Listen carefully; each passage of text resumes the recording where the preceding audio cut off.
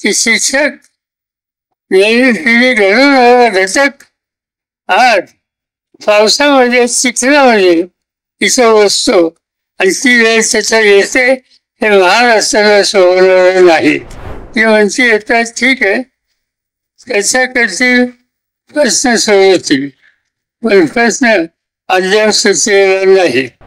ज्ञानदानाची जबाबदारी ज्यांच्यावर आहे आणि उद्याची महाराष्ट्राची पिढी ही तयार करण्याची नैतिक जबाबदारी ज्यांनी अंतःकरणापासून स्वीकारलेली आहे त्यांना संघर्ष करायची वेळ येऊन देऊ नका.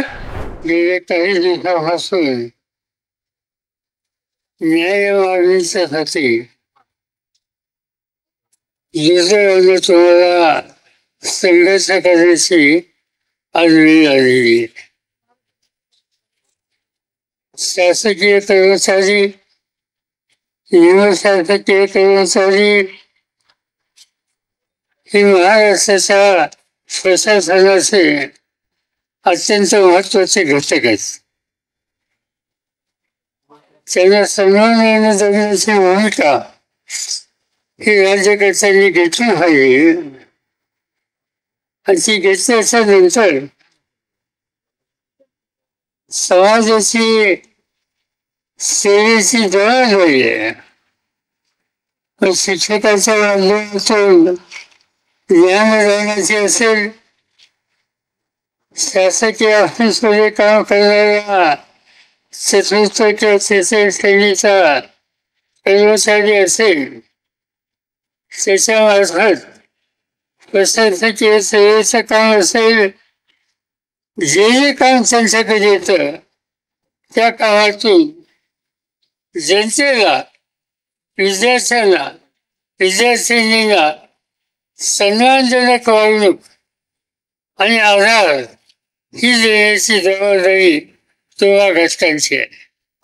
आणि ज्यावेळी तुमच्या जबाबदारी आहे त्यावेळी राज्यकर्त्यांची ही जबाबदारी आहे की राज्याच्या प्रशासनामध्ये ते शैक्षणिक क्षेत्र असो, प्रशासकीय क्षेत्र असो, तिथे जो असतो त्याला सन्मानानं जगण्याची संधी ही त्यांनी द्यावी असावी.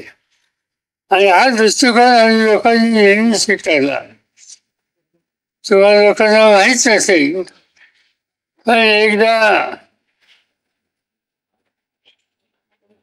1980-81 साली असंच कर्मचाऱ्यांनी, शिक्षकांनी, शिक्षकेतरांनी महाराष्ट्रात एक आंदोलन केलं.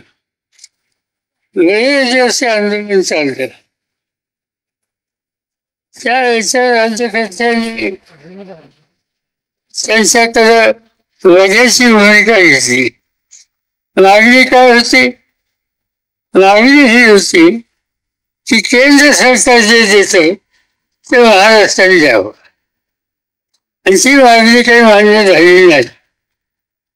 सुदैवानं राज्य चालवण्याची जबाबदारी माझ्याकडे झाली आणि मंत्रिमंडळाच्या पहिल्या बैठकीमध्ये आम्ही निर्णय घेतला की जे केंद्र सरकार देईल ते महाराष्ट्र सरकार देईल आणि ते आज अखेर पाळले गेलेले आहे. आता हा धोरणाचा भाग या राज्याने स्वीकारला आणि राबवला. आज त्याच राज्यामध्ये मला समजत नाही की सफा अनुदान हे काय भानगड आहे. तुम्ही वेतन द्यायचं, कष्टाची किंमत द्यायची, पण सफाई का? आणि ती सफाई द्यायची, ती मान्य केल्याच्या नंतर त्या संबंधीचे आदेश हे काढायचे आणि तरतूद करायची. तरतूद न करता आदेश याचा अर्थ तो कागद कचऱ्याच्या पेटीत टाकण्यात आहे. आणि म्हणून राज्याची जबाबदारी आहे जे द्यायचं आणि देणं गरजेचं आणि योग्य हे पत्त्याच्या नंतर त्या संबंधीची पूर्ण तरतूद करून याबद्दल लोकांना न्याय देण्याची जबाबदारी सरकारला चालता येणार नाही.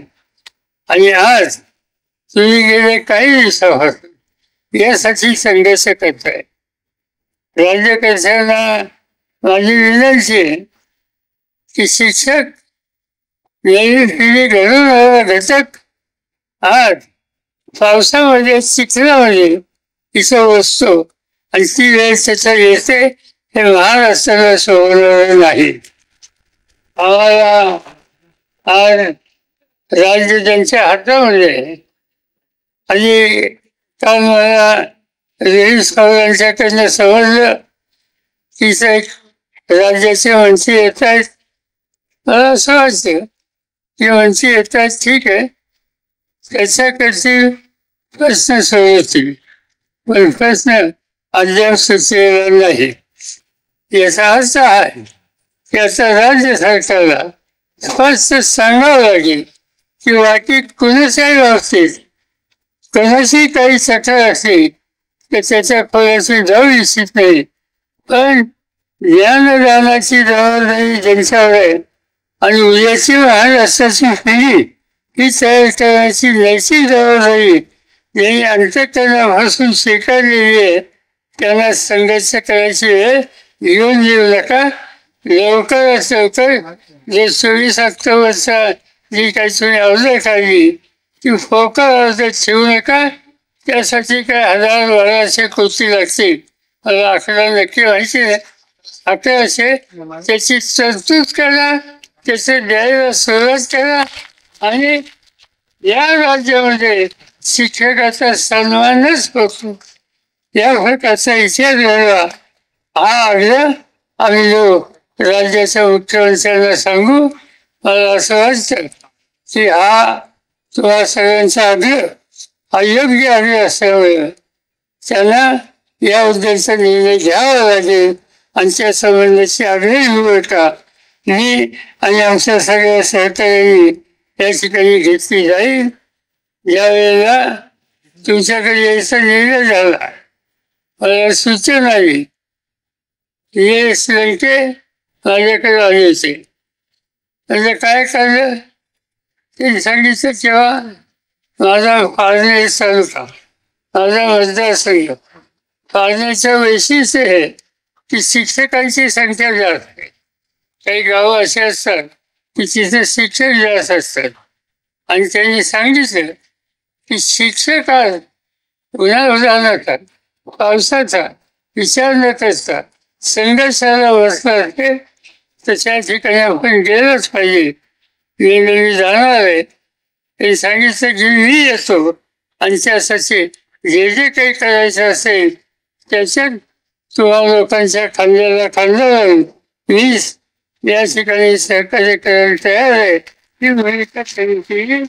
त्यांचं मी या ठिकाणी अभिनंदन करतो आणि आपण अपेक्षा करूया की लवकरात लवकर आज उद्या या संबंधीची तरतूद ही करून आज उद्या काही आज बैठक आहे. बैठकीत निर्णय झाल्याच्या नंतर GR करायला अर्थ खात्याकडे जावं लागतं, सामान्य प्रशासनाकडे जावं लागतं. त्याच्यासाठी थोडा वेळ गेला तर आणखी 1 दिवसापेक्षा जास्त नाही. या 1 दिवसाच्या आतच हे करावं यासाठीच मी हा सौदेशा ठिकाणी वापरला. तुम्ही काही चिंता करू नका. प्रशासनाचं मला थोडं बहुत समजतं. आज